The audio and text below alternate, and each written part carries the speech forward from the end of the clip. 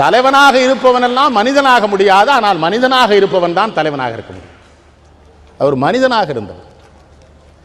மனிதனுக்கு மேலே தெய்வம் கிவம் என்றெல்லாம் சொல்லுவது தவறு. அவரே அதை ஒத்துக்கொள்ள மாட்டார். இந்த உடுன்னு என்பார். திருநெல்வேலியில் ஒரு மாநாடு, அவர் மேடையில் இருக்கிறார். ஒரு நண்பர் பேசுகிறார். எங்கள் தலைவர் காமராஜர் எழுந்து நின்றால் அவர் தலை இமயத்தில், கால்கள் குமரியில், கைகள் கடற்கரையில்ங்கிறார்.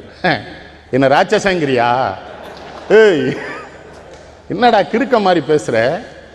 என்ன ஹிந்து பத்திரிகை எடுத்து காட்டுறார் ஒரு முக்கியமான செய்தியை. நீ எம்ஏ படிச்சிருக்கிற, படித்த பிள்ளைன்னு நினைச்சேன், இந்த செய்தியை பேசுவியா மக்களுக்காக? தலை இமயத்தில் இருக்கான், அடக்கிருக்கேன், படித்தவன்லாம் அப்படி. ஆனால் அந்த நாடு எப்படி ஆகும்னார். புகழுரைகளை விழும்பாதவன் எவனோ அவன் தலைவன். அதுக்கப்புறம் தான் அவரை தலைவருங்கணும். புகழுரைகளை ரொம்ப யாராவது புகழ்ந்தான்னா எச்சரிக்கை ஆயிடுவார். அவன் வெளியே போனோன்னே சொல்றாரு, ஏதோ தப்பு பண்ண போறான் போல தெரியுதுன்னு. அவனை கவனி, எதுக்கு என்ன இவ்வளவு பேசுறான்? நமச்சிவாயம் போய் குமுதத்தினுடைய ஆசிரியர் எஸ்ஏபியை அழைத்து கொண்டு காமராஜரை பார்த்து உங்கள் வாழ்க்கை வரலாறு எழுதணுங்கிறார்.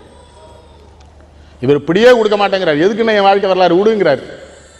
தொடர்ந்து 10 முறை எஸ்ஏபியும் நமச்சிவாயம் பார்க்குறாங்க. சரி எழுது அப்படின்ட்டு எஸ்ஏபிட்ட சொல்கிறாரு. முன்ன கூட்டியே அவன்கிட்ட எழுதி வாங்கி வச்சுங்க எல்லாத்தையும். இடையில ஏதாவது ஒரு வாரம் வரலன்னு வைங்களேன், நான் ஆட்சியில் இருக்கிறேன், உங்கள் பத்திரிகைக்கு எனக்கு ஏதோ தகராறுன்னு எழுதிடுவான்னு ஊரில் ஏதாவது சொல்லிடுவான், முதலே வாங்கி வச்சுங்க. அப்புறம் நமச்சிவாயத்திட்ட சொல்கிறாரு, எழுதுன்னு நீ எழுதுறத படிக்கிறவன் என்னை காக்காவை பிடிக்க எழுதுறேங்கிற மாதிரி இருக்காமல் எழுது. என் ஃபிகரை பெருசாக காட்டணுங்கிறதுக்காக மற்ற யாரையும் டிஸ்ஃபிகர் பண்ணிடாத. ரொம்ப கலர்ஃபுல்லாக எழுதாத. உனக்கு தான் தெரியுமே நான் கலராக கிடையாது. ரொம்பலாம் வரவரப்பா எழுதிடாத. எங்கேயாவது என்னை ரொம்ப உயர்வாக காட்டணும்னு பொய் எழுதிடாத. நான் சரி பார்ப்பேன்னு நீ எழுதுனதை பூரா என்கிட்ட கொண்டு கொடு, நான் சரி பார்த்துட்டு எஸ்ஏபிட்ட கொடுக்குறேன்னா சரி எழுது. யாரையும் குறைச்சி எழுதிடாது. என்ன தலைவர்?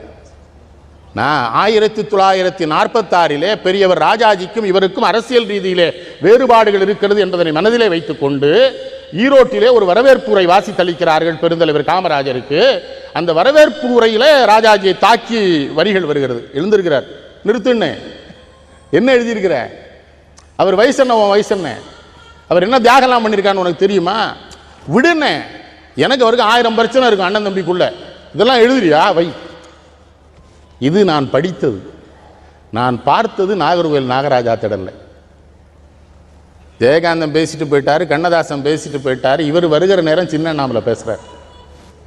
ஒரு சின்ன அண்ணாமலை என்ன பண்ணாரு, இந்த ராஜாஜின்னாரு, சட்டை பிடிச்சிட்டாரு. இவர் நிறுத்துன்னு.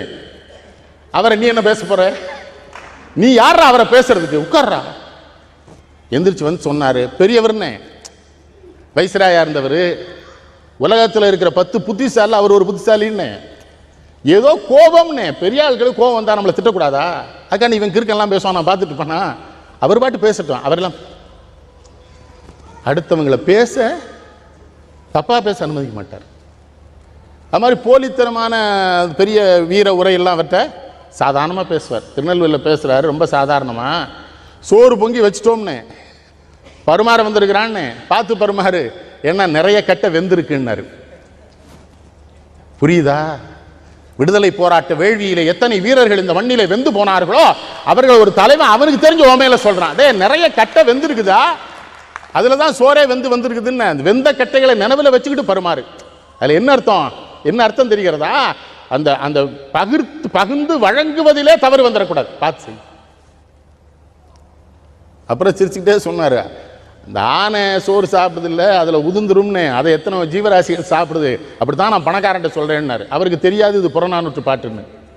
ஒரு புறநானூறு படிக்கல, ஆனால் அவர் சாதாரணமாக சொல்கிறாரு புறநானூற்றில் இவனும் எழுதியிருக்கான். அப்போ தான் நினைச்சேன், புறநானூறு எழுதுகிற காலத்திலேயும் காமராஜரை போன்ற தமிழர்கள் தமிழ்நாட்டிலே உயிரோடு இருந்திருக்கிறார்கள் என்று எனக்கு அப்படி தோணுச்சு. அப்பவும் தமிழ எதுக்கு பெரியார் அவரை போய் பச்சை தமிழங்கிறாரு? புவனேஸ்வரத்தில் அகில இந்திய காங்கிரஸ் கமிட்டி மாநாடு, இவருக்கு ஹிந்தி தெரியும், மறந்துடாங்க, காமராஜருக்கு எல்லா மொழியும் தெரியும்.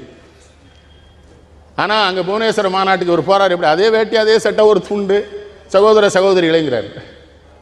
அங்கே ஒரு 20 நிமிஷம் பேசுகிறார். பத்திரிகைக்காரர்கள் ஒரு நெருங்கிய நண்பர்கள். ஒரு நல்ல அரசியல் தலைவனுக்கு இலக்கணம் பத்திரிகையாளரோடு இருக்கிற நட்பு. பத்திரிகைக்காரங்க வடநாட்டு கிராமவாசிகிட்ட போய் கேட்குறாங்க, அந்த ஆள் என்ன பேசினார்னு உனக்கு புரிஞ்சுதா, நீ கை தட்டுறேங்கிறாரு. அங்கே ஒரு விவசாயி சொல்லியிருக்கிறான் பதில், அவன் என்ன பேசுறான்னு தெரியல, ஆனால் எங்கால் ஒருத்தன் இந்த இடத்துல இருந்து பேசுறான்னு எங்களுக்கு தெரியுதுடா, அதுக்கு கை தட்டணும்னாங்க. இவன் எங்கால் அது தெரியுது, எங்கால் பேசுனா எங்களுக்கு தானே பேசுவான், இது அவன் என்ன பேசுறான் எனக்கு என்ன தெரியணும் தான் காமராஜர். சோவியத் ரஷ்யாவுக்கு போனார். சூட்டு போட்டுலாம் போட்டாரா, இதே வேட்டி இதே சட்டை இதே தொண்டு. ஆர்வி கட்டுறான் போய் கேட்டுக்கிறாரு, ஒரு டெய்லரை கூட்டு போயிருக்காரு ஆர்வி. என்ன ஆர்வி என்னான்னு இருக்கிறாரு, இந்த சூட்டுலாம் தைக்கணும்னு. எதுக்கு, ரஷ்யாவுக்கு போகணும். எப்போ நீ தானே போட்டுக்காது, நீ போட்டுக்க எனக்கு வேணான்னு, நான் இப்படியே வர்றேன். ரஷ்யாவுக்கு அப்படி தானே போனார், பல்கேரியா போனார், அந்த சோவியத் நாடுகள் எல்லா நாடுகளும் சோசியலிஸ்ட் நாடுகளுக்கு போனார். எங்கேயுமே ஆடை அலங்காரம் வேறு மாற்று அலங்காரம் கோட்டு சூட்டு ஒன்றுமே. டெல்லியில் கூட அந்த பனியில் எனக்கு தெரிஞ்ச அந்த வேட்டி சட்டை துண்டு தான். எப்போமாவது ரொம்ப குளிர் இருந்தால் ஒரு சால்வையை போத்திக்க, தோரணை கிடையாது. பெரிய ஆடம்பரம் வரவேற்பு பிரச்சனைனா கோவப்படுவார். 1968 திருநெல்வேலிக்கு வரார், தோற்று 6 மாதம் கழித்து.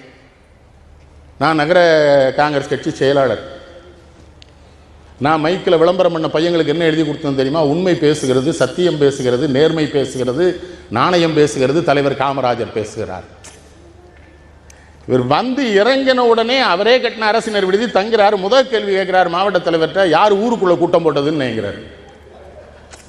ஆத்து மண்ணில் தானே போடணும், நீ ஊருக்குள்ள போட்டா மக்களுக்கு இடைஞ்சலா இருக்கும்லான்னு.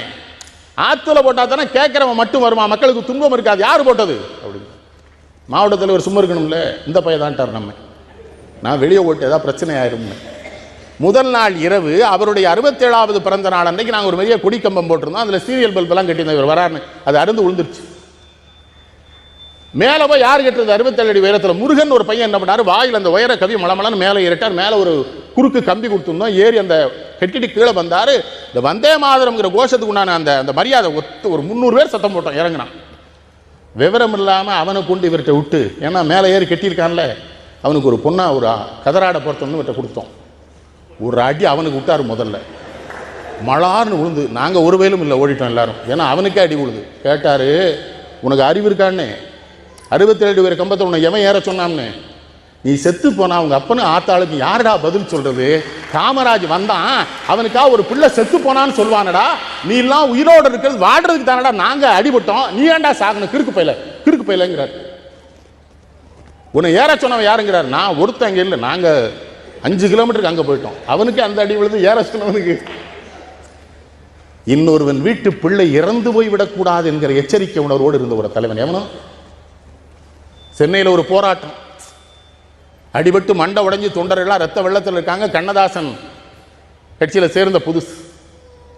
இந்த அடிபட்டவன்லாம் மேடைக்கு வர்றாங்க, கூட்டு வராங்க. இவர் கேட்கிறார், என்னண்ணே அவனெல்லாம் ஆஸ்பத்திரி கூட்டு போய் இங்கேயும் கூட்டு வரேங்கிறாரு. மக்கள்கிட்ட காட்டணும், இந்தா இந்த கிறுக்குத்தனம்லாம் பண்ணாதன்னு, செத்து போயிருவான், ஏற்கனவே ஒரு பேர் செத்து போயிட்டாங்கிறான், எவன்டா பதில் சொல்றது, முதல்ல ஆஸ்பத்திரி கொண்டு போய் மேடை கொண்டு வராதே. அப்ப கண்ணதாசன் சென்னையில் இருக்கிற ஒரு காவல்துறை அதிகாரியை கொஞ்சம் கடுமையாக பேச ஆரம்பிக்கிறாரு. நிறுத்துன்னு, அவன் என்ன பண்ணுவான், அதிகாரியை பேசாத, அதிகாரி விட்டு பெண்களை பேசாத, நிறுத்து, தப்பு. என்ன தலைவர் பார்க்க முடியுமா அப்படி தலைவரை? திருநெல்வேலிக்கு வரார், ஒரு பிரபலமான சட்டமன்ற உறுப்பினருடைய திரைப்பட அரங்கத்தை திறந்து வைக்க வரார். மாவட்ட ஆட்சித்தலைவர் பசுபதியப்பன், அவர் ரொம்ப நேர்மையானவர் அதிகாரி. அவர் என்ன பண்ணார், திரைப்பட அரங்கத்தை போய் பரிசோதித்து பார்த்தாரு. பார்த்துட்டு என்ன பண்ணிட்டாரு, வயரிங் சரியில்லை, பெயிண்ட் சரியில்லை, மக்களுக்கு இடைஞ்சல் இருக்குன்னு சொல்லி என்ன பண்ணார், அனுமதி தர மறுத்துட்டார் மாவட்ட ஆட்சித்தலைவர். முதலமைச்சராக தலைவர் காமராஜர் வந்து இறங்கியாச்சு திரைப்பட அரங்க திறக்க. ஒரு தொண்டம் போய் பக்கத்தில் சொன்னா, அந்த கலெக்டர் லைசன்ஸ் தரல, என்ன நீ எதுவும் சரியா பண்ணிருக்க மாட்டா, தந்திருக்க மாட்டாங்கிறாரு. அவன் அடுத்து நைஸா ஒரு வார்த்தையை போட்டான், கலெக்டர்கிட்ட போய் கேட்டோம்யா, முதலமைச்சர் வராருன்னு சொன்னோம், அந்த ஆள் சொல்றான், நான் ராஜினாமா பண்ணிட்டு எலெக்ஷன் நின்று முதலமைச்சர் ஆயிடுவேண்டா, உங்க காமராஜ் நினைச்சா ஐஏஎஸ் ஆக முடியுமான்னு கேட்கறான் போடுறான். இவர் என்ன பண்றாரு, சிரிக்கிறாரு. ஒரு 5 நிமிஷம் கேட்க சரியா தானடா கேட்டிருக்கான், கிறுக்கு பயலு, நான் கலெக்டர் ஆக முடியுமாடா முட்டா பயலு, உன் சேட்டையில என்ன அசிங்கப்படுத்திருக்கிறிய நீ, அட கிறுக்கன் போ. அவரை எம்எல்ஏ கூட்டா, நான் வர்றேன் திறந்து வைக்கிறேன்னு, அவன் லைசன்ஸ் வந்த அப்புறம் நீ தியேட்டர் ஓட்டிக்க.